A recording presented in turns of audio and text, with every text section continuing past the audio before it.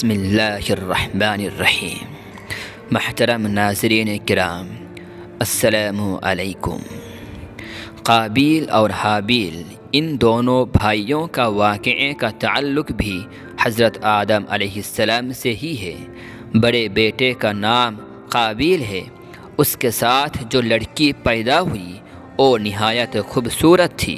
دوسری طرف دوسرا بھائی حابیل پیدا ہوا۔ اس کے ساتھ جو لڑکی پیدا ہوئی وہ عام سی شکل کی تھی۔ اب قانون کے مطابق قابیل کا نکاح اس عام شکل و صورت کی لڑکی سے ہونا تھا اور حابیل کا نکاح نہایت خوبصورت لڑکی سے۔ قابیل کو یہ بات بہت ناگوار گزری۔ خوبصورت لڑکی کا نام کتابوں میں اکلیمہ آیا ہے۔ قابیل نے صاف کہہ دیا کہ اس کی شادی اکلیمہ سے ہوگی۔ اس پر حضرت آدم علیہ السلام نے فرمایا، تم دونوں اپنی اپنی قربانی پیش کرو۔ جس کی قربانی منظور ہوگی اکلیمہ سے اس کی شادی کر دی جائے گی۔ قربانی کے لیے حابیل اپنے ریوڑ سے ایک بہترین دمبا لے گیا۔ قابیل کی نیت خراب تھی، وہ خراب قسم کا گلہ لے گیا۔ اس وقت ہوتا یہ تھا کہ جس کی قربانی کو اللہ تعالیٰ قبول کر لیتا تھا اس کی جنس کو آگ آ کر جلا دیتی تھی۔ جس کی قربانی منظور نہ ہوتی اس کی جنس کو وہ آگ نہ جلاتی۔ اس طرح اللہ تعالیٰ کی طرف سے آگ آئی اور حابیل کے دمبے کو جلا گئی۔ قابیل کا ردی گلہ جوں کا توں پڑا رہ گیا۔ قابیل یہ توہین برداشت نہ کر سکا۔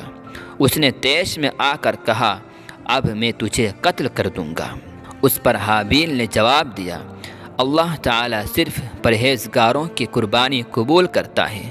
اگر تم نے مجھے قتل کرنے کے لیے میری طرف ہاتھ بڑھایا تو پھر بھی میں تمہاری طرف ہاتھ نہیں بڑھاؤں گا۔ بے شک میں اللہ تعالیٰ سے ڈرتا ہوں جو ساری مخلوق کا رب ہے۔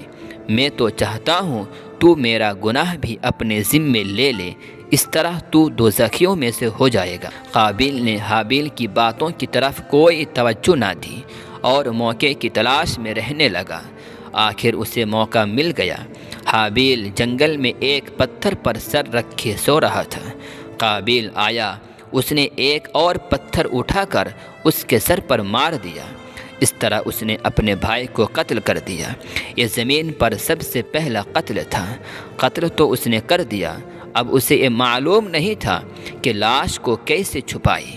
اس وقت تک آدم علیہ السلام کی اولاد میں سے کوئی فوت بھی نہیں ہوا تھا۔ قابیل پریشان تھا کہ اب کیا کرے۔ ایسے میں پروردگار نے دو کوؤں کو بھیجا۔ ایک نے دوسرے کو مار ڈالا، پھر زمین کرید کر گڑھا بنایا اور اس میں مردے کوے کو رکھ کر اس کے اوپر مٹی ڈال دی۔ اس طرح اسے دفن کرنے کا طریقہ معلوم ہوا۔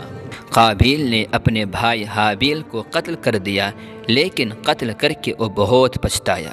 حضرت عبداللہ ابن مسعود رضی اللہ عنہ سے روایت ہے کہ حضرت صلی اللہ علیہ وسلم نے فرمایا، دنیا میں جب بھی کوئی ظلم سے قتل ہوتا ہے تو اس کا ایک گناہ آدم علیہ السلام کے بیٹے قابیل کی گردن پر ضرور ہوتا ہے، اس لیے کہ یہ وہ شخص ہے جس نے ظالمانہ قتل کی ابتدا کی اور یہ ناپاک طریقہ جاری کیا۔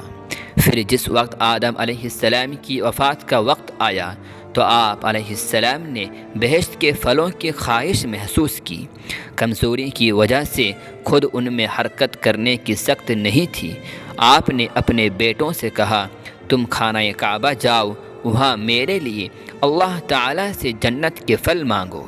یہ بات انہوں نے اس لیے کہی تھی کہ اس وقت جو کوئی خانہ کعبہ میں جا کر دعا کرتا تھا تو دعا منظور ہوتی تھی۔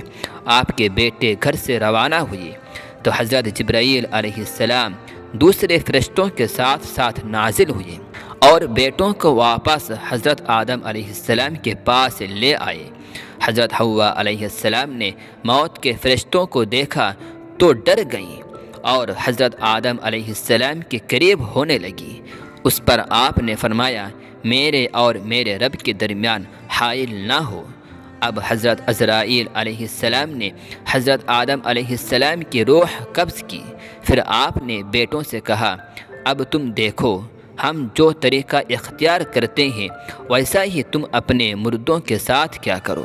پھر فرشتوں نے حضرت آدم علیہ السلام کے غسل کے لیے خوشبوئیں ملائیں، جنت کی بیری کے لائے ہوئے پتوں والے پانی سے آپ کو غسل دیا، پھر بہشت کے کفن پہنایا۔ آپ کی اولاد نے جنازہ اٹھایا اور خانہ کعبہ میں لے گئے۔ حضرت جبرائیل علیہ السلام نے نماز جنازہ پڑھائی۔ انہوں نے نماز جنازہ میں 4 تکبیریں پڑھی۔ آپ کو مسجد خیف میں دفن کیا گیا۔ قبر بگلی بنائی گئی۔ مٹی ڈالنے کے بعد قبر کی شکل اونٹ کے کوہان جیسی بنائی گئی۔